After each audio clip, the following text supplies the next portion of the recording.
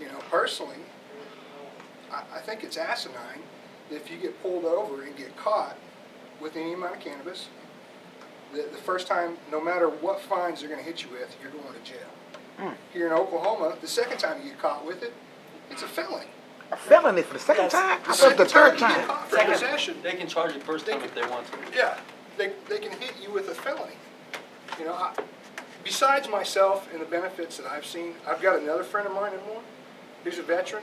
A few years ago, he was hit by a Kenworth at 55 miles an hour working as a flagman for the state of Oklahoma. And, I mean, he can't take opiates. This man cannot even take an ibuprofen without it damn near putting him in the hospital. But yet he has to feel like a criminal, just like myself.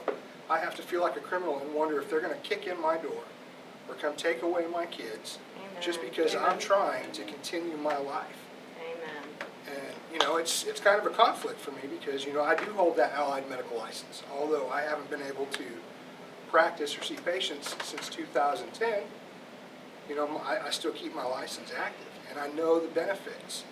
And besides the medical and all the other stuff, you know, when you come down to it and you start looking at the hard facts and the numbers, someone's arrested on a Friday, okay?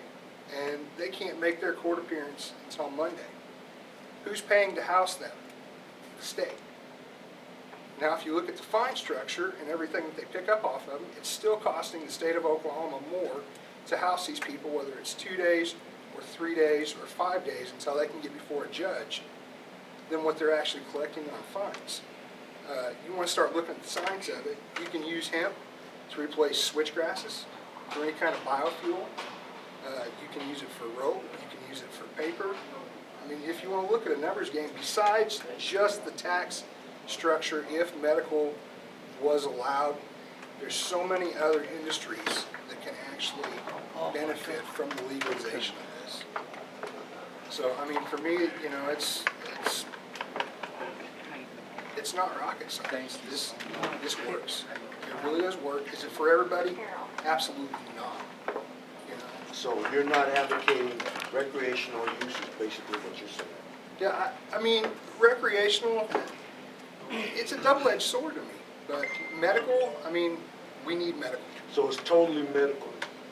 For me personally. But I mean, there are cases where recreational, you know, could help a lot of people. The people that fall through the cracks with the insurance that can't get the health care that need some of these medications.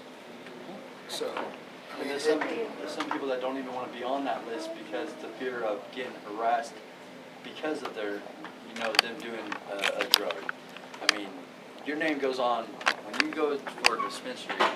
You know, you get your card and all that. You're on a list. Right. Okay.